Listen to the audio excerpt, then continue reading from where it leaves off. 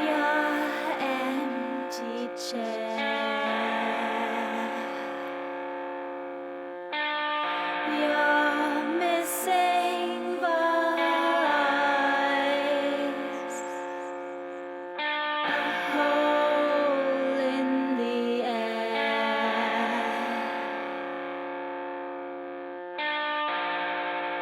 Were you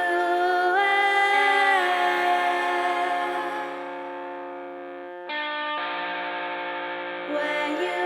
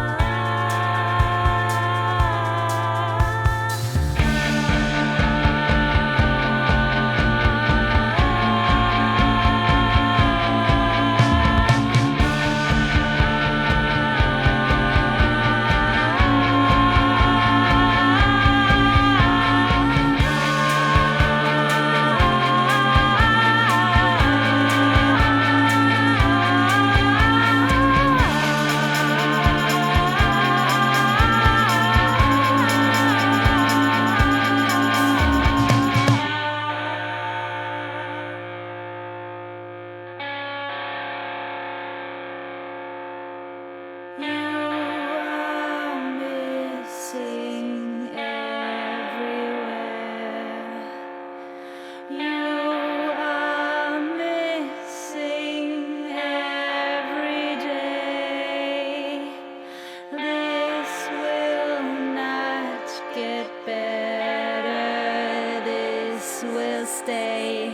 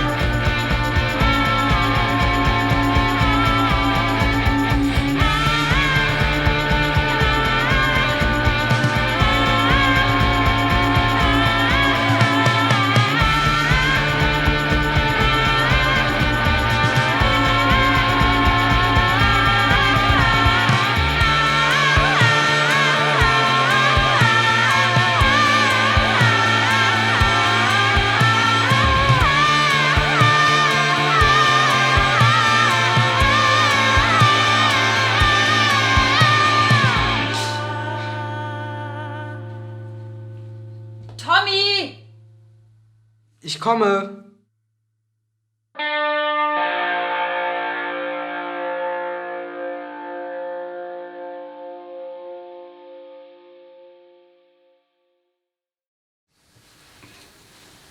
Na, wie war's? Sag mal, willst du nicht endlich verschwinden? Hast du eine vernünftige Party auf die Beine gestellt oder nur das Sparprogramm? Ich bin wirklich müde. Halt einfach die Klappe. Nee, was denn für Musik? Enya? Ha? Ich kann mir das so richtig vorstellen. Du und die Kinder, ein paar Freunde von dir in so einem hässlichen Gemeindesaal, dann überall so ein paar welke Blumen und es läuft Only Time. Das ist unfassbar. Sogar wenn man dich umbringt, hält man dich nicht davon ab, ein gehässiges Arschloch zu sein. Nicht Enya? Xavier Naidoo. Oder noch besser was Klassisches hier, Mozart. Nein, wir waren draußen. Knapp 100 Gäste. Meine Familie, ein paar von den Verwandten, die ich von dir noch auftreiben konnte, ein paar von den Angestellten, besonders die von früher und sogar Konkurrenz. Julia hat ein bisschen was gesagt, ich habe was gesagt und dieser Dings hier, der hat eine erstaunlich schöne Rede gehalten. Mhm. Und Musik gehört haben wir 2 Lieder. Einmal das Adagio für Geigen von Samuel Barber, weil ich dachte, du willst ein bisschen was Dramatisches. Und hier comes the Sun von Simon & Garfunkel. Im gleichen Schmaus gab es übrigens keinen, weil du das Wort ja scheiße findest. Stattdessen sind wir mit allen, die wollten, noch in die Kneipe gegangen und haben uns lustige Geschichten von dir erzählt. Zufrieden? Ja, das klingt tatsächlich akzeptabel. Gut. Kann ich dann jetzt endlich schlafen? Ja. Nacht. Nacht. Simon Garfunkel.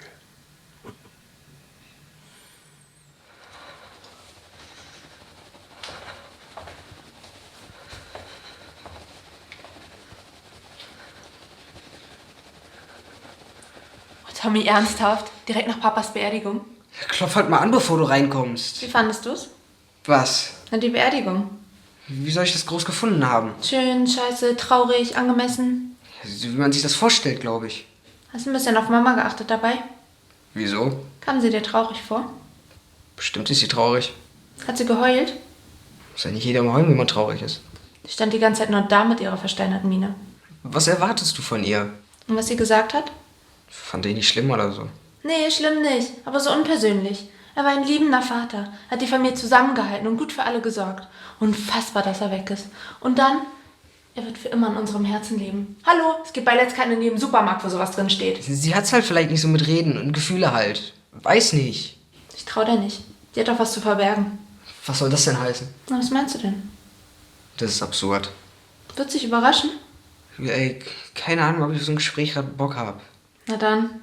Was guckst du denn da? Geht dich einen Scheiß an. Hast du überhaupt schon mal gefickt? Was willst du eigentlich? Wir sind doch Geschwister und ich weiß so wenig von dir. Gerade in so schweren Zeiten, da muss man zusammenhalten. Willa, du bist nicht so lustig, wie du glaubst. Soll ich dir mal was klar machen? Kennst du Natalie aus meinem Deutsch-LK? Was? Na, die sieht doch ganz geil aus. Die fickt mit jedem, der freundlich fragt. Geh doch mal einfach, ey. Oh, ist doch ein nettes Angebot. Ich sag ihr, sie soll sich mal mit dir treffen und dann bist du einen Abend lang nett zu ihr und dann entjungfert sie dich. Du bist so ekelhaft. Apropos, Geh raus! ist ja schon gut. Viel Spaß noch.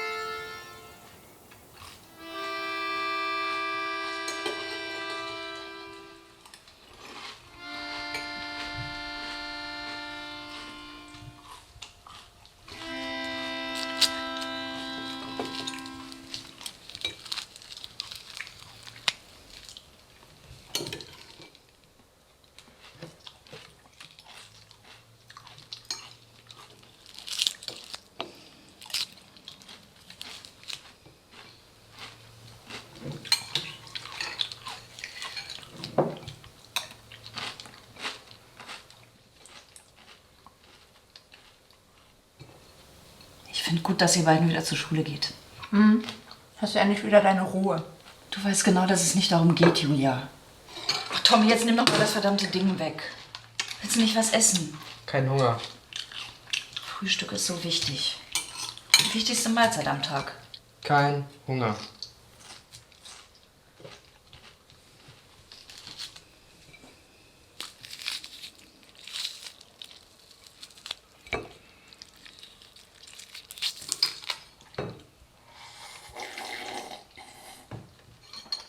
Komm, Tommy, wir müssen los. Okay.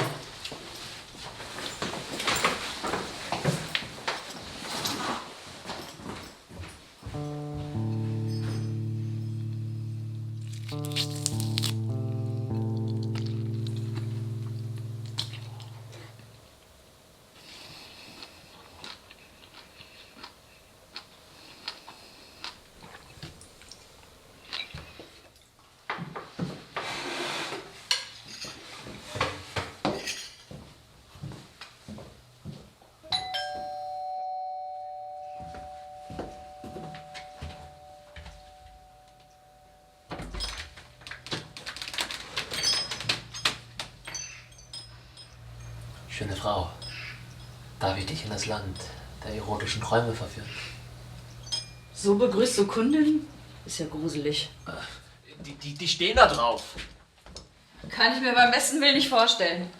Ich mach das jeden Tag. Verschau mir mal. Naja, wie du meinst. Setz dich. Was trinken? Ein Wasser.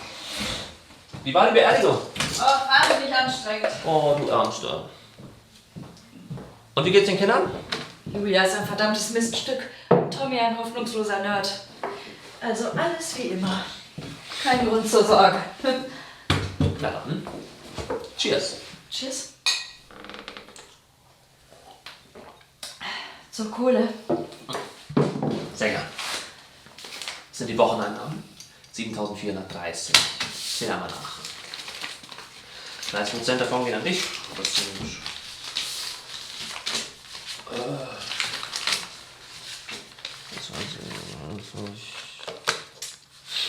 Ich habe kein Kleingeld. Runden wir auf. 22,30 für dich. Nimmst du dir einfach. Schon dabei. Prima. Den Rest verteile ich unter den Jungs. Wunderbar. Sonst noch was? Einen potenziellen neuen. Ja, kam bei einem von den Jungs an. Ist wohl neu in der Stadt. Hat gefragt, wie das alles bei uns so läuft. Und was er beachten muss. Den hat er dann zu mir geschickt. Und ich will ihn einweisen. Ich weiß nicht, das wären ganz schön viele im Augenblick. Ja, aber lohnt sich doch auch finanziell, oder nicht? Ich habe auch einen gewissen Aufwand, das weißt du. Ich kassiere nicht für nichts. Sagt doch niemand. Gut. Ich weiß nicht, bevor wir den neuen nehmen, will ich wissen, ob der sich lohnt. Wie alt ist denn der? Blutjung. Vielleicht 17. Und heiß. Der Traum aller Kunden. Das verspreche ich dir. Ich muss mir den mal angucken. Gar keine Frage. Wann passt es dir? Donnerstag um 3? Perfekt. Er wird hier sein. Gut. Ja. Okay. Toll.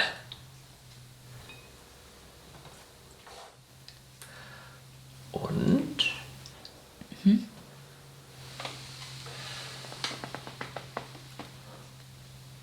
Jetzt. Was? Ja. Sex oder nicht? Ach so. Ja, Sex.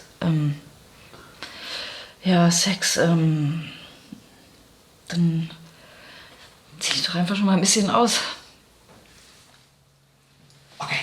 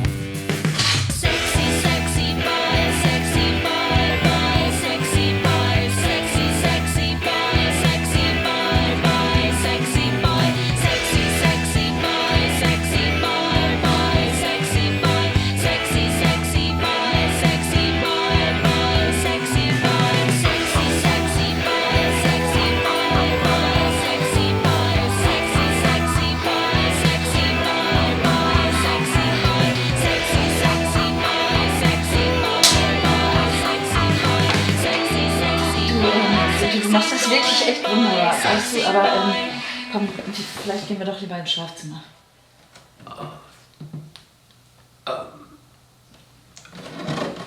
Okay. Gut, dann komm.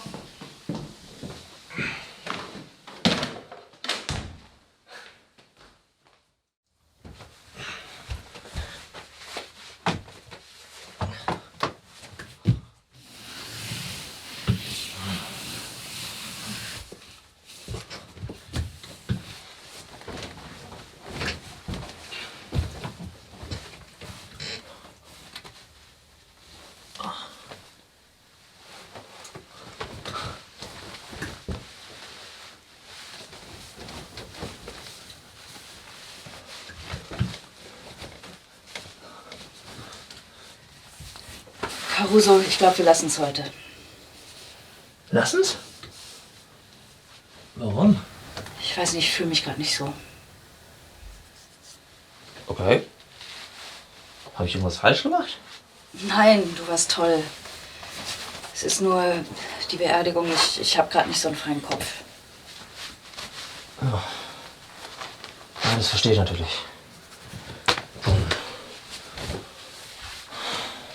Dann ruh dich vielleicht lieber ein bisschen aus. Hm? Ja, genau. Aber danke, ne? Ja, klar. Ich schicke dir den Roboter am Donnerstag, ja? Wen? Den neuen. Robert heißt er. Ach so, ja, okay. Gut. Tschüss dann. Ja.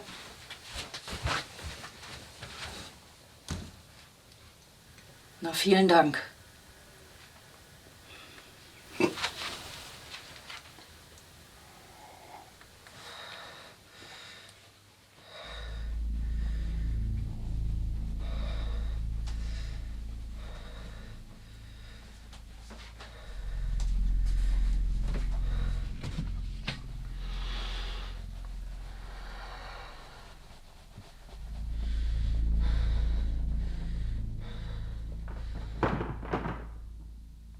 Julia? Verfolgst du mich jetzt etwa oder was? Hallo? Ist da jemand?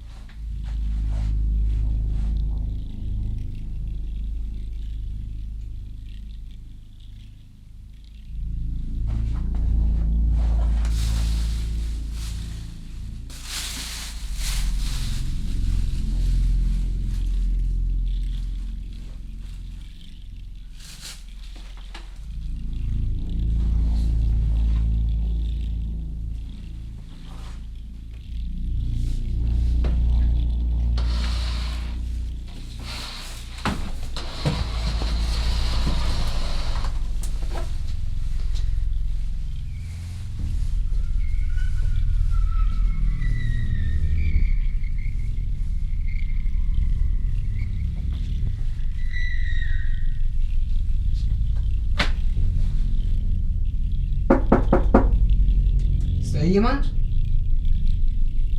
Hallo?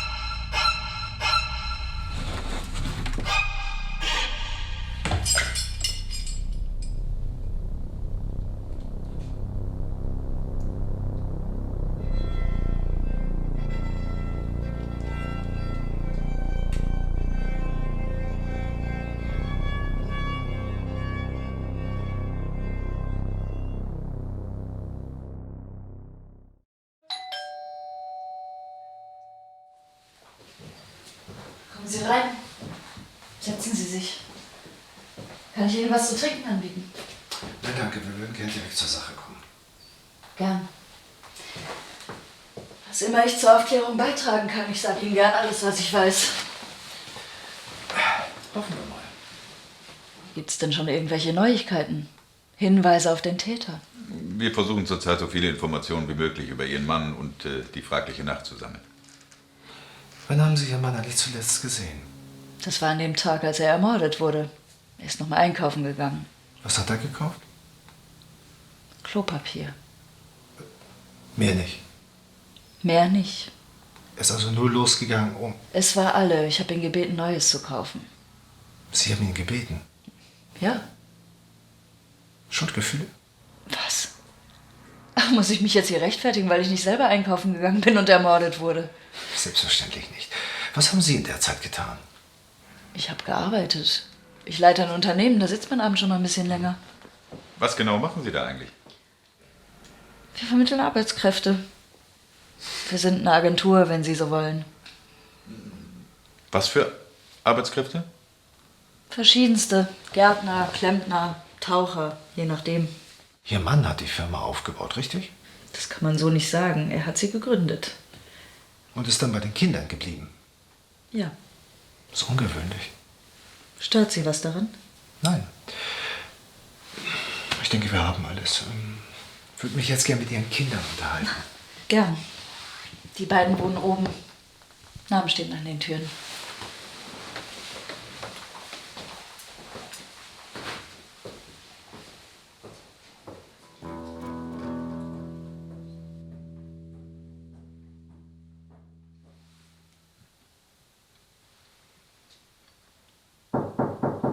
Herein. Guten Tag. Mein Name ist Ferdinand Hufschmied. Das ist mein Kollege Niklas Werther. Wir ermitteln den Mordfall Ihres Vaters und haben uns eben schon mit Ihrer Mutter unterhalten. So. Und nun haben wir noch ein paar Fragen an Sie. Setzen Sie sich. Nein, danke, wir stehen lieber. Ist ein bisschen unbequem, oder? Zunächst einmal mein Beileid. Nicht nötig. Na gut. Wie haben Sie die Nacht des Mordes an Ihrem Vater erlebt? Wie jeder andere auch. Und es hat Sie nicht gewundert, dass er so lange vom Einkaufen wegblieb? Einkaufen? Naja, er war doch Toilettenpapier kaufen. Ach so, hat meine Mutter das gesagt? Ja, dann wird's stimmen. Sie haben das anders in Erinnerung.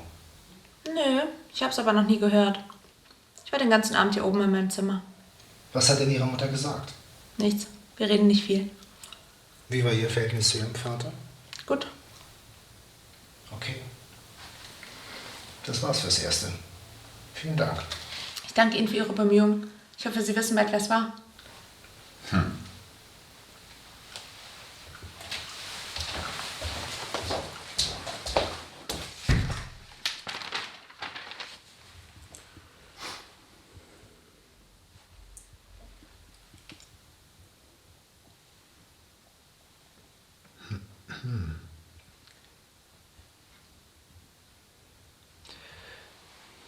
Wie geht's denn dir jetzt? Wie soll's mir gehen? Naja, dein Vater ist gerade gestorben. Ich stelle mir das schon als ziemlichen Schock für dich vor, oder? Clever. Dafür werden Sie bezahlt? Entschuldigung. Interessieren Sie sich für Morde? Inwiefern? Was inwiefern? Interessieren Sie sich dafür oder nicht? Wir klären beruflich welche auf. Da besteht schon ein gewisses Interesse, ja. Lesen Sie auch gerne über ungeklärte Mordfälle? Nein. Das ist interessant. Kennen Sie den Bergfeldmord? Nein. Da hat man eine verbrannte Leiche in einem Wald gefunden, bei so einem Inzestdorf in den Bergen. Wahrscheinlich von ihrem eigenen Vater missbraucht und bei lebendigem Leibe verbrannt. Man weiß bis heute nicht, wer sie war und wer der Täter ist. Hat dein Vater dich missbraucht, Thomas? Sind Sie irgendwie dumm oder sowas? Thomas, wie hast du die Nacht des Mordes an deinen Vater erlebt? Keine Ahnung. Kam es öfters vor, dass er einfach nur so einkaufen ging und so lange wegblieb? Nee, Ja, trotzdem hast du dich nicht gewundert. nein, Ja, wo dachtest du denn, wo er ist? keine Ahnung. Hat dich gar nicht interessiert. Nein, Was hast du den Abend lang genau gemacht hier oben? ein bisschen Internet, sowas denke ich. Okay. Dank dir, Thomas. Wir sind fertig. Fürs Erste. Tschüss.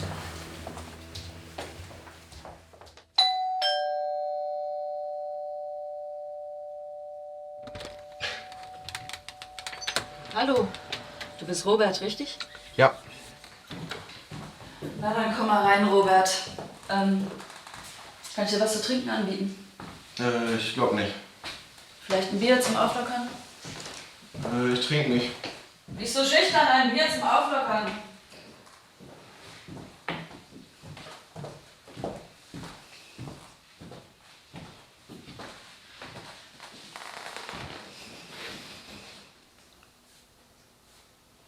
Also dann, Robert, erzähl mal was von dir. Ich bin Robert. Ich Kannst du dich dabei ausziehen? Okay.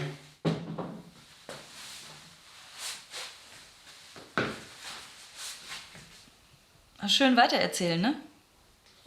Was willst du denn wissen? Was ist denn das da oben? Das oder das? Die Narbe, wo ist denn die her? Vor ein paar Jahren habe ich ein Messer abbekommen. Bist du so dafür der Typ, in Stress zu geraten? Eigentlich nicht. Du kommst halt öfter mal ab. Wessen Messer war das? Von einem Freier.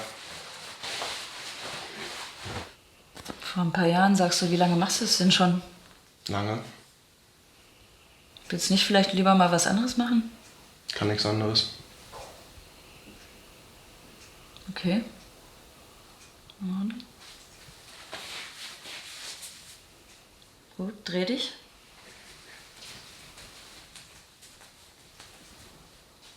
Mach mal eine sexy Pose.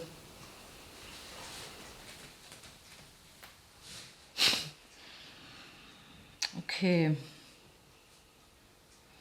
Was war denn so das Ekelhafteste, was du mal machen musstest für einen Freier?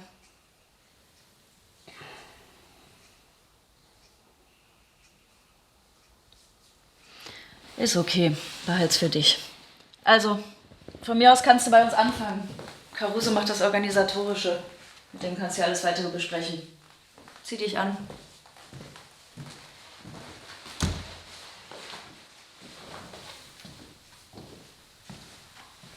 Hallo, Oh, hallo. ich bin Thomas. Okay. Du arbeitest für meine Mutter, richtig? Cordelia. Ja. Ich mache mir Toast. Willst du auch was essen? Nee. Gut, ich auch nicht.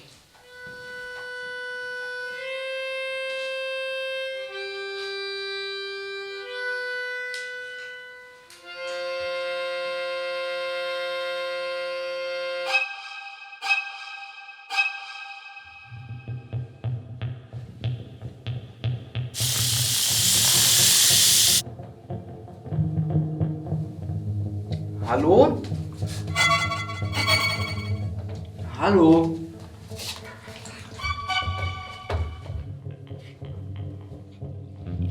Na! Wer bist du? Nein, ganz falsch. Wer bist du? Thomas. Thomas. Jemand will mit dir sprechen. Was?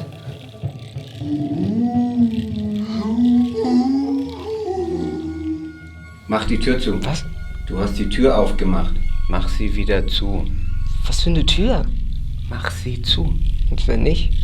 Mach sie zu. Mach sie zu.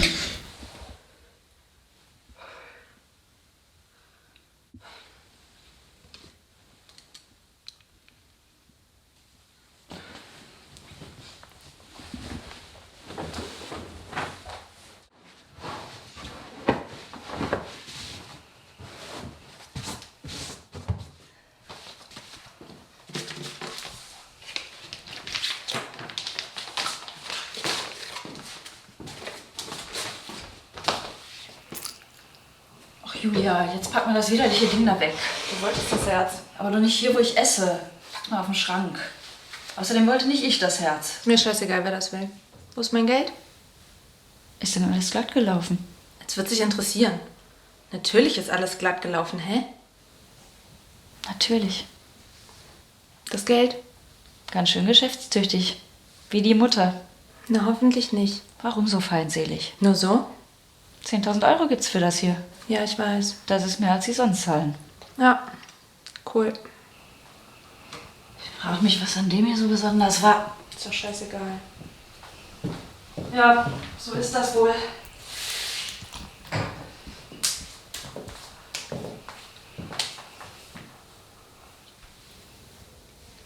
Oh, die Kohle.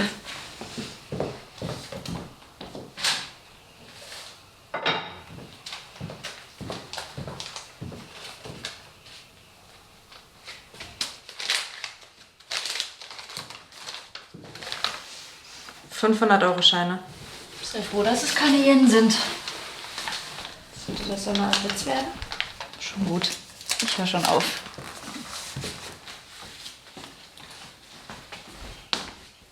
Wie lange stehst du hier schon? Eine Weile. Geh in dein Zimmer, das geht dich nichts an. Ist es dir peinlich? Nee. Mir wär's peinlich.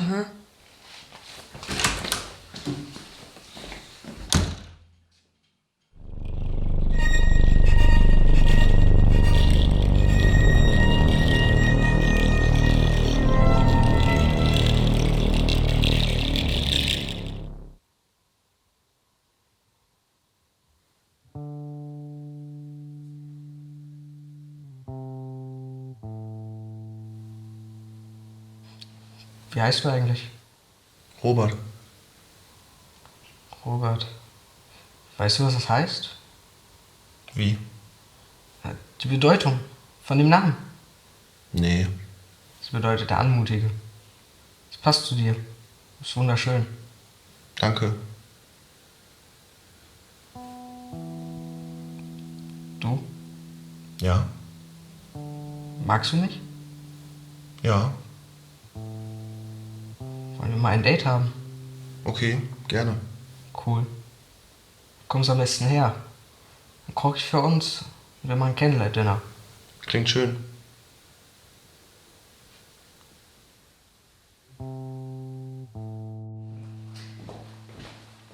Also, was kann ich für Sie tun? Das weiß ich noch nicht. Das wird ja einen Grund haben, warum Sie hier sind, oder? Den gibt es, ja. Also? Ihr Mann wurde am 13.03. gegen Mittag im Fluss entdeckt. Unweit des Hafens. Laut Gerichtsmedizin wurde er zunächst ermordet, dann in den Fluss geworfen. Seine Leiche trieb ca. 10 Stunden lang im Wasser. Anhand dieser Zeit der Strömung sowie der Fließgeschwindigkeit des Flusses wissen wir, dass er am südlichen Ende des Industriegebiets in den Fluss geworfen worden ist. Das sind alles keine Neuigkeiten. Was wollen Sie? Geduld. Wissen Sie, wie viele Blitzer im Industriegebiet verteilt sind? Woher sollte ich das wissen? Es sind 12. Verhältnismäßig viele, weil es hier häufig Unfälle wegen überhöhter Geschwindigkeit gegeben hat. Und nun sehen Sie mal, was einer dieser Blitzer unweit des Flussufers am 13.03. um 2:34 Uhr für ein Foto gemacht hat.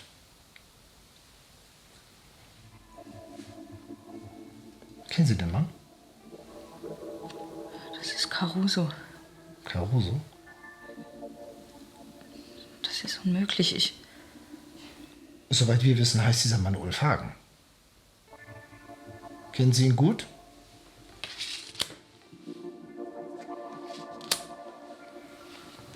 Sie bewachen mich? Selbstverständlich. Das ist mir jetzt... Das ist mir peinlich. Was? Dieser Mann ist ein Callboy. Ich nehme gelegentlich seine Dienste in Anspruch. Und weiter? Nichts weiter.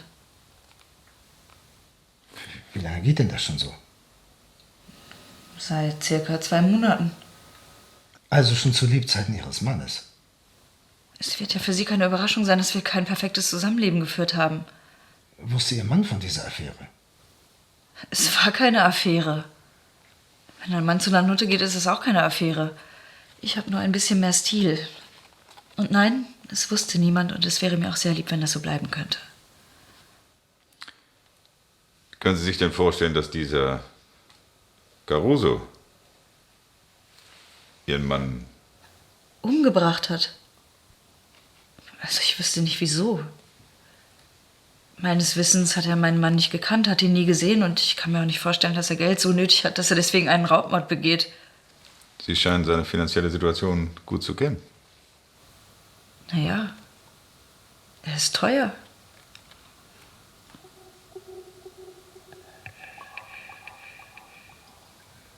Sonst noch Fragen?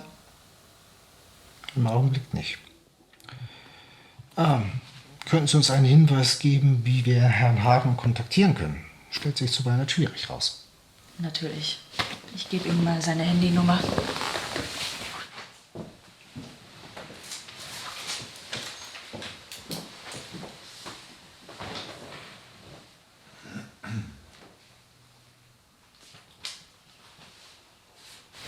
Vielen Dank. Sie hören von uns. Gut.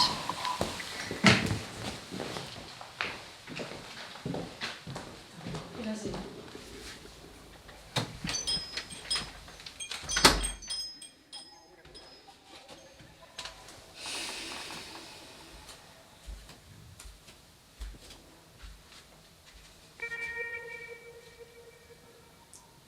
So dicht waren sie dir noch nie auf den Fersen. Ach was. Ein kleiner Patzer von Caruso, nichts weiter. Hast du mal gehört, wie oft die Bullen ungefähr gesagt haben? Nichts Konkretes, kein Beweis, nicht einmal ein Tatverdacht, der für irgendeine Festnahme ausreicht. Ich bitte dich. Die versuchen, ein Geständnis zu provozieren. Die Süßen. Aber die wissen nicht, mit wem sie es zu tun haben. Und trotzdem zitterst du. Halt die Klappe.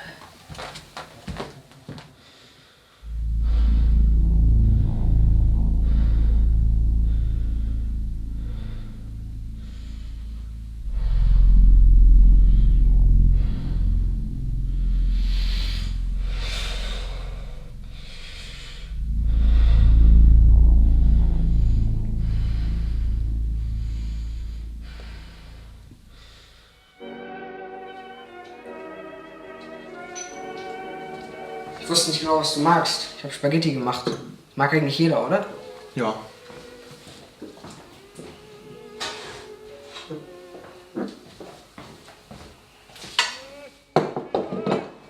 Super. Ich hole noch eben einen Teller, okay? Klar.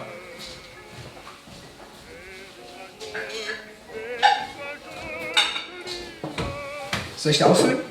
Ja.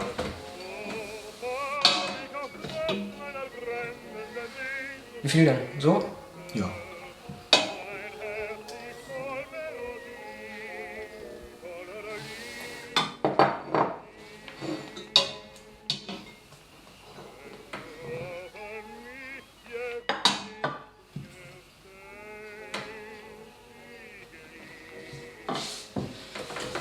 Ich bin ganz gespannt, ob du das magst. Ich habe mir extra so ein original italienisches Rezept aus dem Internet rausgesucht. Okay. Oder wollen wir vom gleichen Teller essen, so Susi und Sträuchstyle? Susi und Strolch? Ach, Unsinn, vergiss es. Guten Appetit. Ja.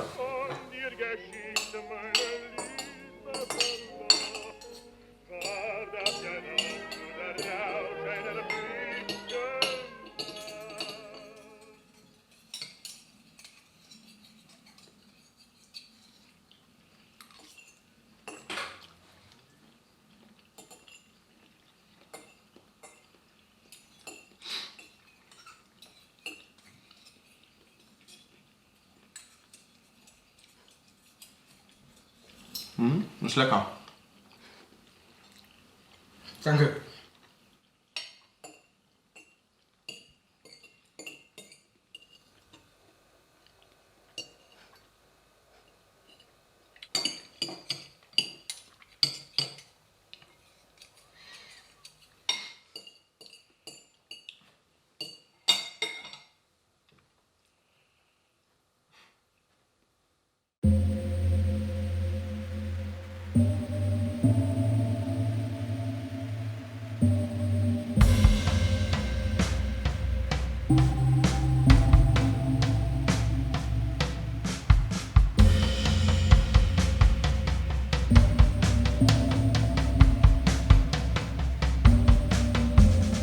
I am the walrus, you are an angel. You are the only light that shines. This is a dark place you have come to at the worst of all times. My nightmares are far less shit than my life. I'm a fuck up, a loser, I'm numb and I'm blind. Not the sound in the forest, not the star in the sky. Welcome to my life. There's nothing I'm afraid of, nothing that I like, except for you, except for you. There's nothing I'm afraid of, nothing that I like, except for you, except for you.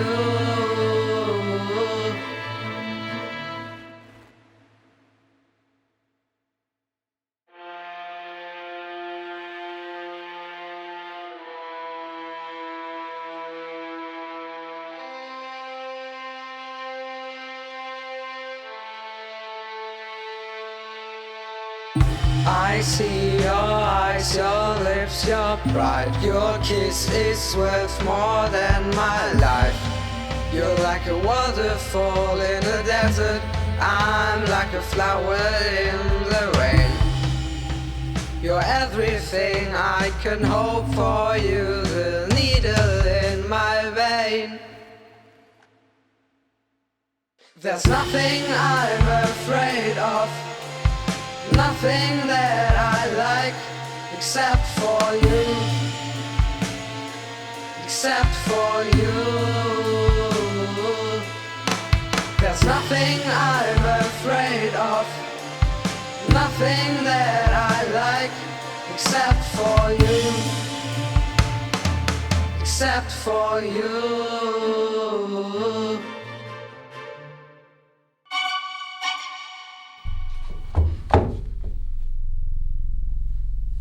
Was soll das denn jetzt schon wieder?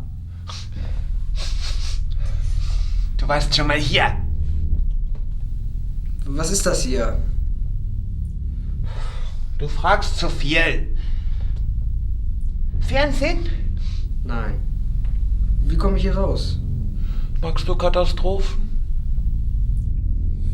Träume ich das hier nur? Ah, da bist du ja. Komm mal ganz schnell mit. Da will dich jemand sprechen. Schon wieder? Ey, komm! Tschüss, Thomas! Thomas, tschüss! Tschüss, Thomas!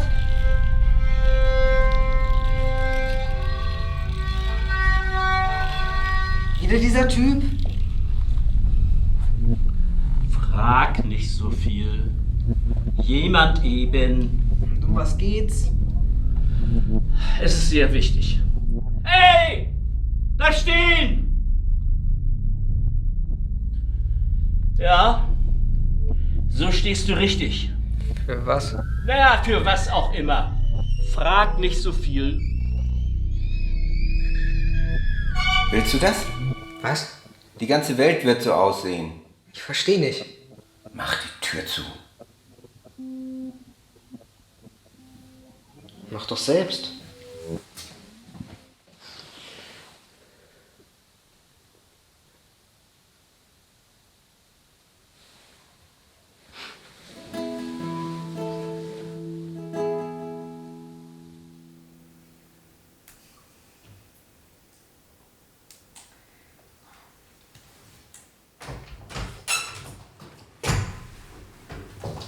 Ist das hier in der Luft drin? Mach mal ein Fenster auf. Ich mache ein Fenster auf, wann ich will. Du musst ja nicht reinkommen, wenn es dir nicht passt. Es ist immer noch mein Haus und ich möchte nicht, dass es hier drin schimmelt. Das schimmelt doch nicht, nur weil das Fenster zu ist. Wenn man nicht richtig lüftet, schimmelt's, natürlich. Lernt ihr gar nichts Praktisches mehr in der Schule. Was willst du? Und außerdem kannst du hier mal aufräumen. Nur nerven? Wirklich. Du kannst hier nicht in dem Müll leben, das ist nicht gesund. Kommst du jetzt bitte zum Punkt oder gehst? Ich bin immer noch deine Mutter. Du könntest ruhig ein bisschen respektvoller mit mir sprechen. Ach was.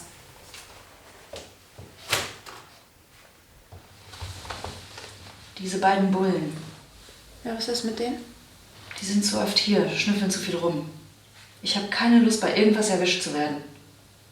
Wäre besser, wenn die beiden verschwinden. Du meinst nicht, das wird mit dir in Verbindung gebracht? Das lass mal meine Sorge sein. Wie du meinst. Preis? Wie üblich? Für Bullen? 10% drauf, nicht mehr. Ja, okay. Ich finde die eh scheiße. Vor allem mit der Glatze. Oha. Das ist das erste Mal seit langem, dass wir einer Meinung sind. Behalt's für dich. Okay. In 10 Minuten gibt's Essen. Kommst du? Mhm, ich komme gleich. Und räum ein bisschen auf. Ja.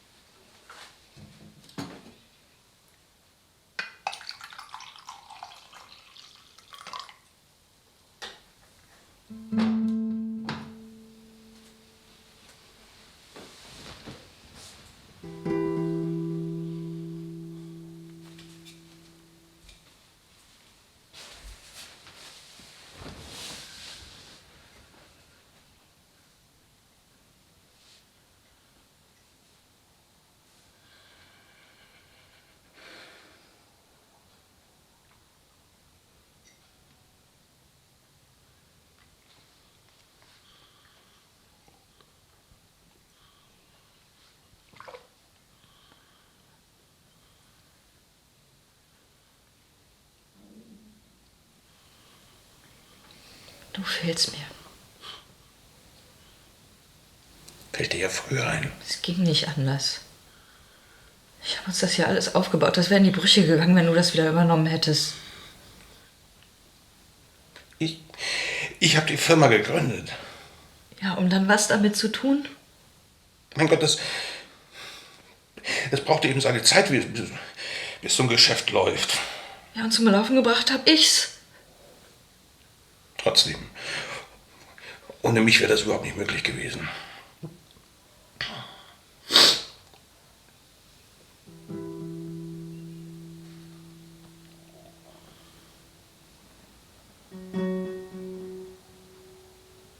Hast du wirklich toll gemacht.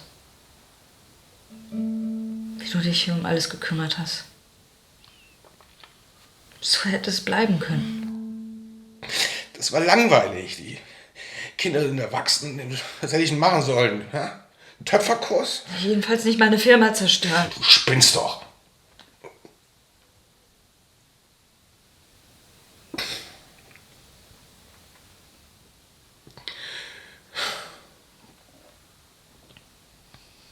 Es ging nicht anders.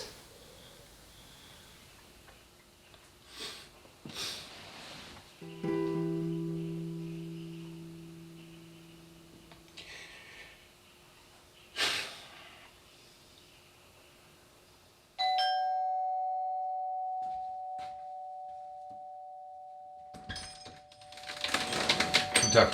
Ist Ihre Mutter zu sprechen? Nee, die ist gerade nicht da. Vielleicht kann ich Ihnen helfen? Vielleicht. Wir haben ein paar Fragen. Dürfen wir reinkommen? Selbstverständlich.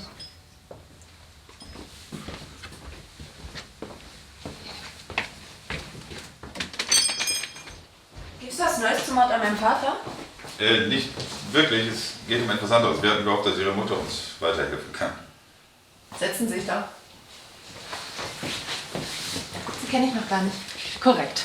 Der Kollege, der bislang mit dem Fall betraut war, wird vermisst. Wie? Vermisst? Darum geht es. Es ist so, dass er seit ein paar Tagen nicht erreichbar ist und unauffindbar. Und Sie glauben, das hat was mit dem Mord an meinem Vater zu tun? Nein, wir glauben gar nichts, aber wir schließen auch nichts aus. Wo ist Ihre Mutter denn jetzt? Das weiß ich nicht genau. Die hat häufig Meetings mit Klienten. Wollen Sie Ihre Handynummer haben? Ach, das wird nicht nötig sein. Sagen Sie, haben Sie was dagegen, wenn wir uns hier im Haus ein wenig umsehen? Wozu das? Auf der Suche nach Anhaltspunkten. Sie wollen eine Hausdurchsuchung durchführen. Ach, ich würde nicht Hausdurchsuchung dazu sagen. Weil Sie nämlich keinen richterlichen Beschluss dazu haben. Sie kennen sich aber gut aus. Sie machen jetzt ganz bestimmt keine Hausdurchsuchung. Wovor haben Sie Angst? Einen derartigen Eingriff in meine und die Privatsphäre meiner Familie lasse ich nicht zu, ganz einfach. Unter was für einem Verdacht stehen wir denn hier? Ihr Vater wird unter dubiosen Umständen ermordet. Ein Verdächtiger besucht Ihre Mutter und verschwindet daraufhin spurlos. Und der Leiter der Ermittlungen verschwindet auf der Suche nach dem Verdächtigen. Sie können sich ja wohl vorstellen, wie das aussieht. Willst du eine Sekunde rausgehen? Nein! Ich will aber, dass du eine Sekunde rausgehst. Das ist ein bisschen viel für dich. Schmeißt du mich jetzt raus? Nein, ich will, dass du kurz mal durchatmest an der frischen Luft. Ich komme gleich nach. Das ist illegal, das weißt du. Es müssen immer 2 Beamte bei der Zeugin sein. Ja, ich komme ja gleich nach. Es tut mir leid, die Kollegin sollte den Fall nicht ermitteln. Es gab da eine Romanze am Arbeitsplatz. Und warum ist sie denn hier? Weil keiner von dem Verhältnis weiß und weil ich sie nicht verpfeifen will. Das ist ein ungeheurer Verdacht. Außerdem klingt das total weit hergeholt. Ja, und deshalb hätte das die Kollegin auch alles noch nicht sagen dürfen. Glauben Sie auch, dass meine Mutter was damit zu tun hat? Schwierig. Es ist jedenfalls gut möglich, dass sie mehr weiß, als sie sagt. Ich muss los. Nehmen Sie es der Kollegin nicht übel. Warten Sie. Kommen Sie her heute Abend. Bitte? Heute Abend, kommen Sie her. Gegen 9, da ist meine Mutter noch unterwegs. Dann erzähle ich Ihnen alles. Ich glaube auch, dass es meine Mutter war. Haben Sie dafür Anhaltspunkte? Ich erzähle alles heute Abend.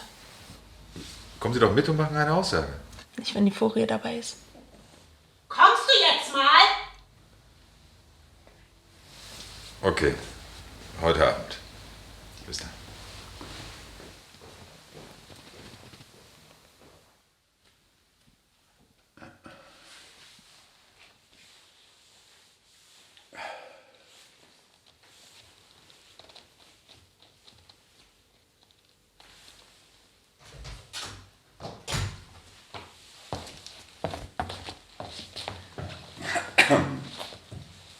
ist sowas von strafbar. Ich werde es gerne erzählen.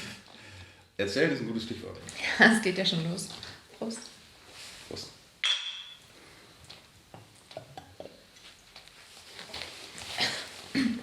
So, was gibt's denn nun zu berichten von deiner Mutter? Naja, dass sie halt irgendwie verdächtig ist. Ich habe sie seit meinem Vater tot ist keine Sekunde trauern sehen. Ich war dabei, als der Anruf kam. Es ging ungefähr so. Ja, hallo? Ja, am Apparat. Okay. Oh. Ja, gebe ich weiter. Gut. Vielen Dank, dass Sie angerufen haben. Klick. Euer Vater ist tot. Gut, aber solche Reaktionen können auch schockbedingt. Aber nicht 3 Wochen lang. Sie hat seitdem noch nicht mal darüber geredet. Sie konnte ihn halt vorher schon nicht mehr leiden. Außerdem hat sie ein Motiv. Jetzt wird's spannend. Mein Vater wollte zurück ins Geschäft. Die Firma, die sie leitet, ist eigentlich seine. Er hat sie gegründet. Er hat sich dann eine Auszeit genommen, um sich um uns zu kümmern. Sie hat so lange gearbeitet. Jetzt wollte er wieder einsteigen. Ist ja schließlich sein gutes Recht, aber sie hat ihn nicht gelassen. Die beiden haben schlimm gestritten deswegen. Sie haben versucht, es geheim zu halten, aber die Wände sind dünn und sie kann beide so laut brüllen. Und warum hast du uns das nicht vorher gesagt? Ich weiß nicht.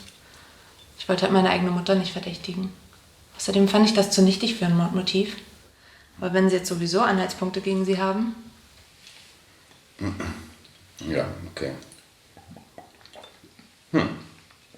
Das ändert tatsächlich einiges. Ich muss dich aber trotzdem bitten, die Aussage auf der Wache nochmal zu wiederholen. Ich komme da so nicht weiter. Ich weiß nicht. Das ist so unangenehm. Ach so, die Kollegin von heute Mittag ist nicht mehr an dem Fall. Das ist gut. Aber trotzdem. Ach, das schaffst du schon, ne? Und wer das denn? Gleich morgen wäre mir am liebsten. Bist du eigentlich gut mit deinem Kollegen befreundet?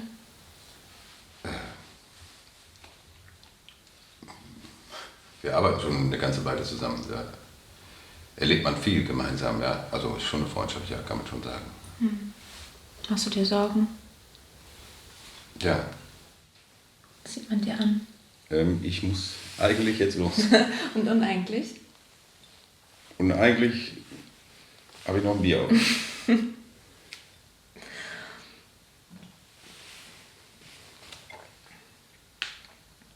Hast du schon mal jemanden erschossen? Die Frage kommt immer. Wie? Wenn man sich als Polizist mit einem schönen Mädchen unterhält, dann kommt immer irgendwann die Frage, ob man schon mal wen erschossen Ich hat. bin schön. Oh ja. Was denn an mir?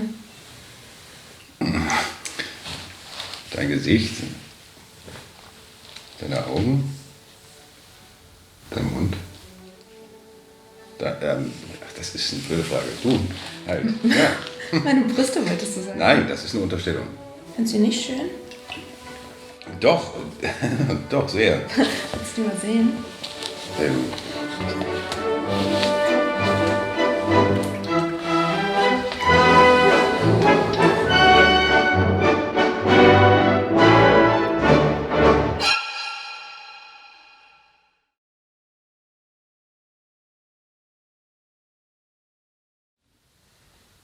Du musst die Tür zumachen. Du weißt nicht, wen du rufst. Wen denn? Götter.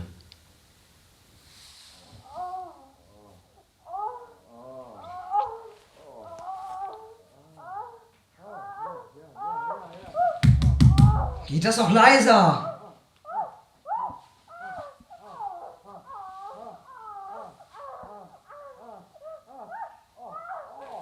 Oh.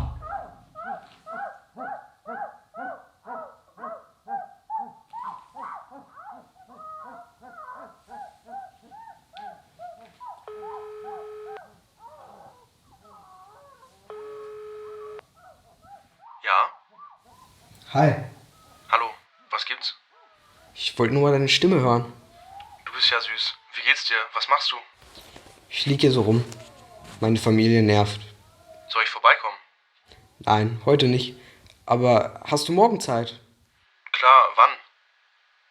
So abends? Gegen 8?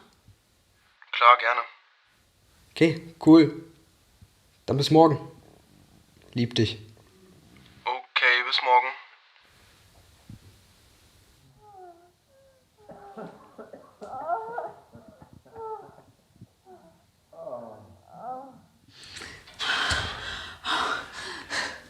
Das war gut. Und sehr strafbar. Wo weißt du schon? Nee. Ganz bestimmt nicht. Das wäre auch sehr beleidigend.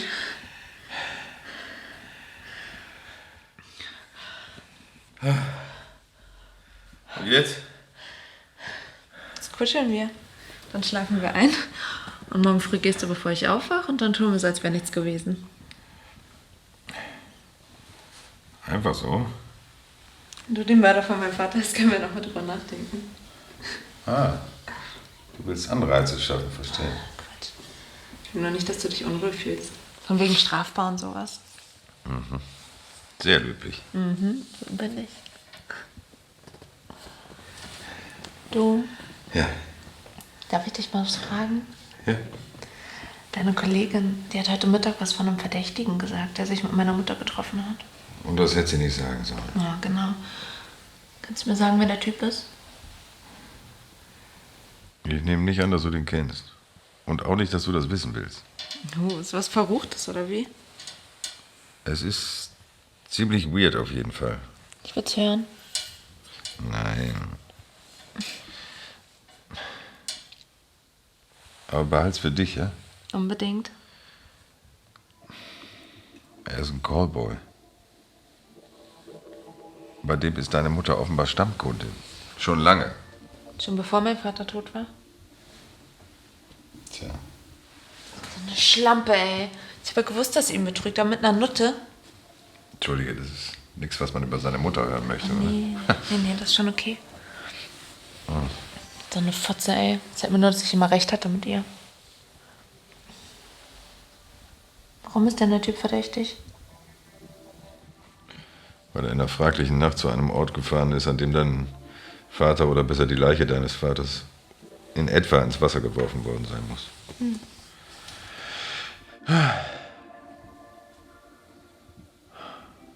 Ach, ich sollte das nicht erzählen, das ist doch deprimierend. Nee, ist schon okay.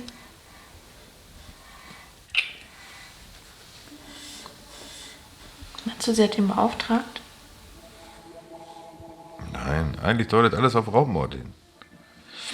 Es kann doch gut sein, dass der Kerl das Haus beobachtet und deinem Vater aufgelauert hat. Das ist für eine hanebüchene Theorie, Niki. Wer ist denn der Typ? Hm? Wie der heißt? Ulf Hagen. Aber der hat irgendein Pseudonym. Caruso. Ja? Kennst du? Hm.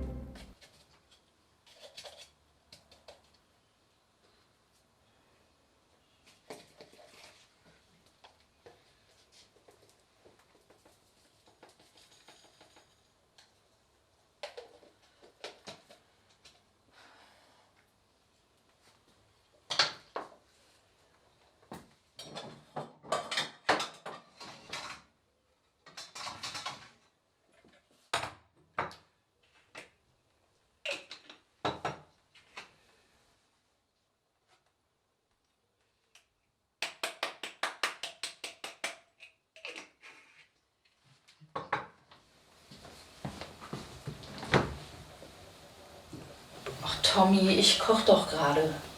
Ja, nur was Kleines. Ich sehe nichts da.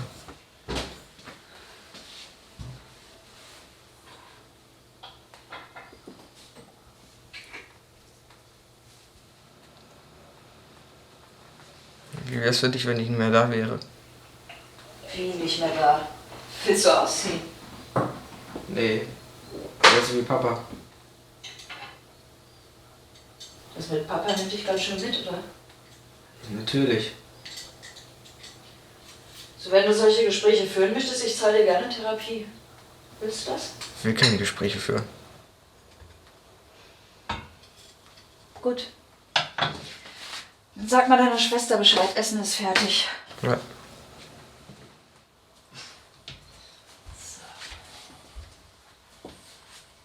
Um den mache ich mir Sorgen.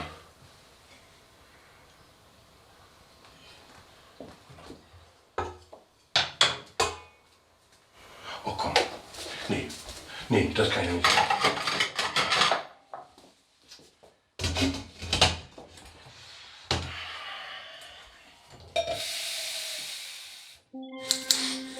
Die habe ich schon so lange. Das ist kaum zu glauben.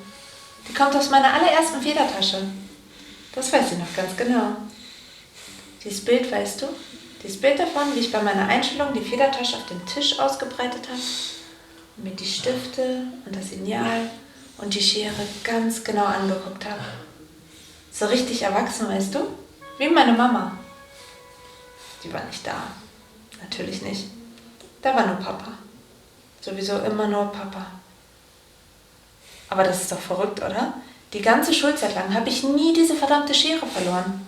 Ich habe Zirkel verloren, Taschenrechner, Handys, Portemonnaies, Schlüssel, aber diese Billigschere, die ist immer noch da. Hat funktioniert. Ah, Caruso. Caruso. Ulf Hagen. Und sexy. Ich erkläre dir mal, was jetzt passieren wird. Ich werde dir jetzt 2 simple Fragen stellen. Dann nehme ich dir das Klebeband ab und du wirst mir eine ehrliche Antwort geben. Verstanden? Solltest du von meinem Plan abweichen, ist das nicht gut für dich. Das versteht sich von selber, oder? Gut. Meine Fragen. Hast du meinen Vater umgebracht? Und hat meine Mutter dir den Auftrag dazu gegeben? Denk mal kurz drüber nach. Gut. Ich werde jetzt das Klebeband abnehmen. Hilfe! Na. Was hatte ich gesagt? Und jetzt wird es immer schlimmer werden. Das hast du dir selber zuzuschreiben. Ist dir klar, oder? Gut, die Schere haben wir durch. Wie wär's mit... Caruso, ich werde jetzt deinen Finger anspitzen. Ich habe mir selber oft vorgestellt, wie das wohl ist. Und das interessiert mich wirklich. Ich glaube, es wird sehr wehtun. Das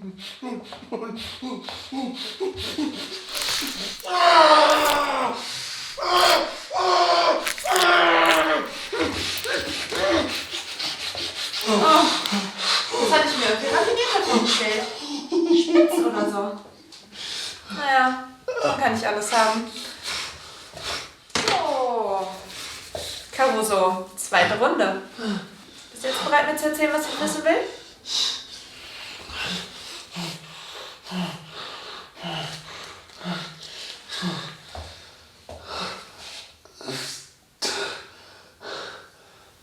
Es war deine Mutter. Ich hätte nur die Leiche entsorgt. Wirklich. Ich schwöre. Wie hat sie es gemacht? Keine Ahnung. Vielleicht Gift. Ich sollte draußen warten. Dann kamen wir raus. Es war alles normal. Er ist ein paar Schritte gegangen. Dann ist er zusammengesackt. Fürchterliche Schmerzen gehabt. Zu gezuckt. Und Schaum vom Mund. Dann war er tot. Mit dem Messer habe ich es aussehen lassen, als wäre es ein Raubmord. Gift. Oh, das ist halt das Problem mit ihr, weißt du? Sie hat keinen Sinn für Flair. Gift ist doch eine beschissene Art, jemanden umzubringen. Findest du nicht?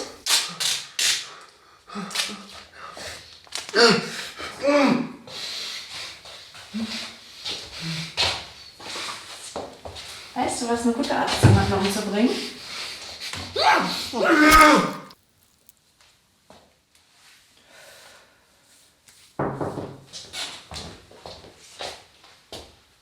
Essen ist fertig. Ich komme gleich. Ist mein Stuhl, ne? Aha.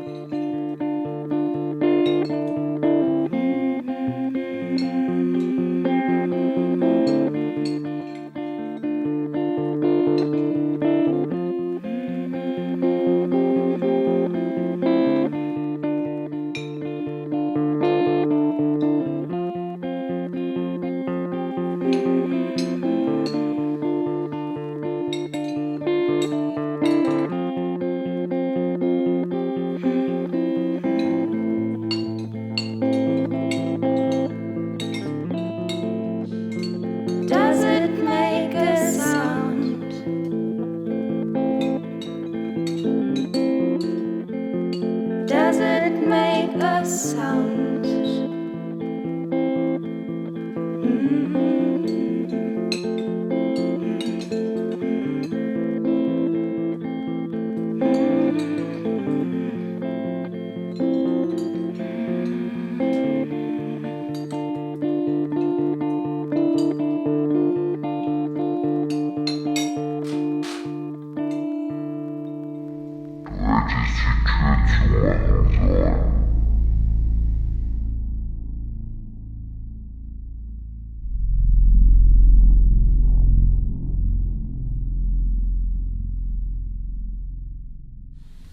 Hier, Was ist das denn?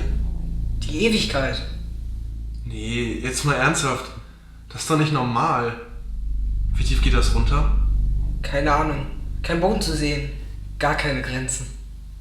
Krass. Nach oben auch nicht. Das ist ja richtig merkwürdig. Was ist denn das? Keine Ahnung. Hab's entdeckt, kurz nachdem mein Vater tot war. Die Tür war immer abgeschlossen.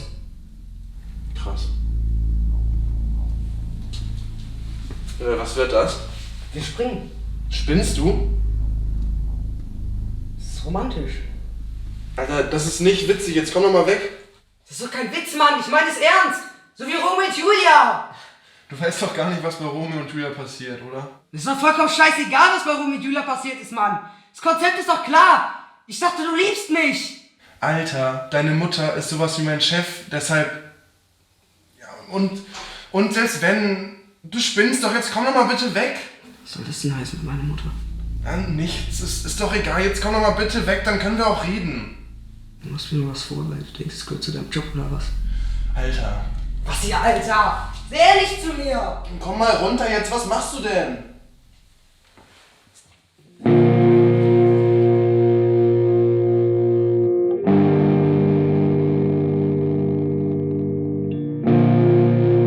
I kissed my love goodbye today.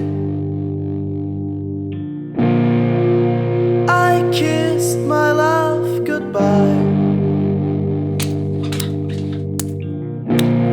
My love had to go away. My love couldn't stay. My love had to go away. My love couldn't stay.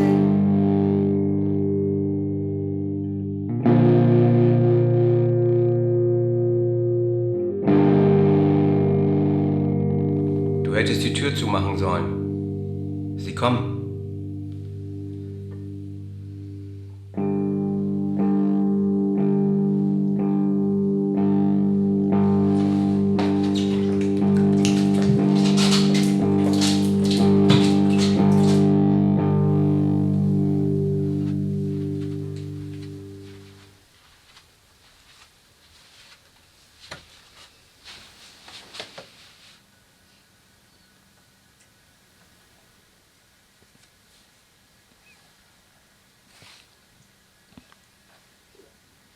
Ich weiß es jetzt. Caruso hat mir alles erzählt.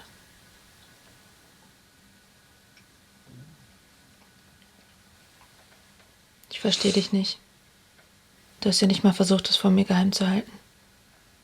Was hattest du davon?